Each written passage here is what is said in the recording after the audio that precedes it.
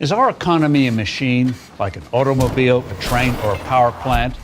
One constantly hears phrases such as, the economy is overheating, or needs to cool off, or could use some stimulus. These aren't harmless metaphors.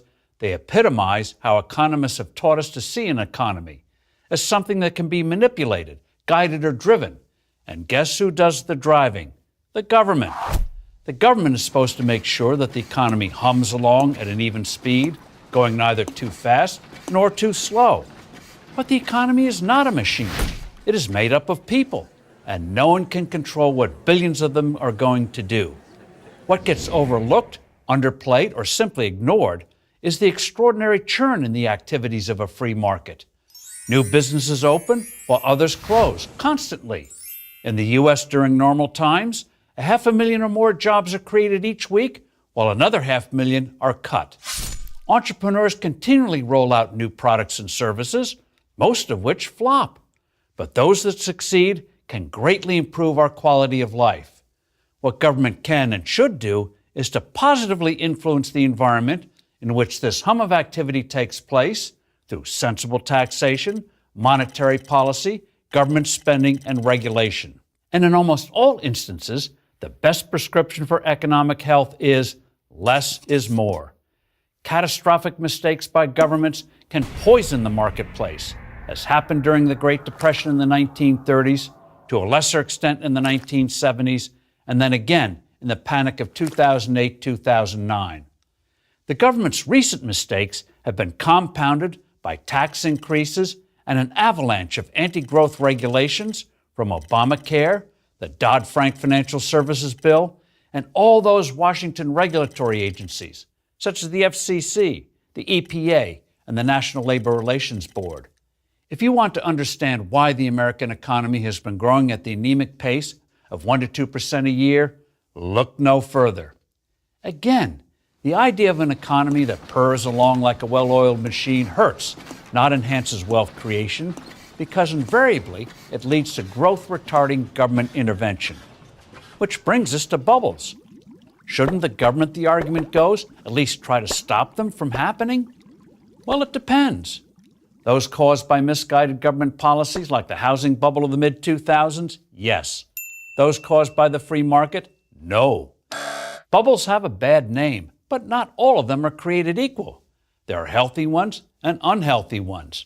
The good kind develops when a lot of people simultaneously recognize a great opportunity. Computers are an excellent example. During the early 1980s, there was a boom in personal computers, followed by a severe shakeout, when companies such as Atari and Commodore bit the dust. In the late 1990s, a number of companies recognized the importance of search engines. Google emerged supreme, with Microsoft and others relegated to fractional market shares. More recently, mobile phones went through its own shakeout, with a dozen different brands competing for market share. Once, Nokia was king, but now the Apple iPhone and Samsung dominate. Good bubbles are a sign of a vibrant and innovative economy. The excesses are ultimately squeezed out, and capital is redeployed to more promising opportunities. But bubbles artificially created by government policies, such as the housing bubble, are disastrous. The housing crisis was largely created by government policies, including pushing banks into giving mortgages to people who could not really afford them. When large numbers of those borrowers stopped making their payments, the market crashed and everyone got hurt by unnecessary government meddling. Finally, there are business cycles. Shouldn't the government smooth those out? Economists have puzzled over business cycles, the ups and downs of an economy, for more than 200 years.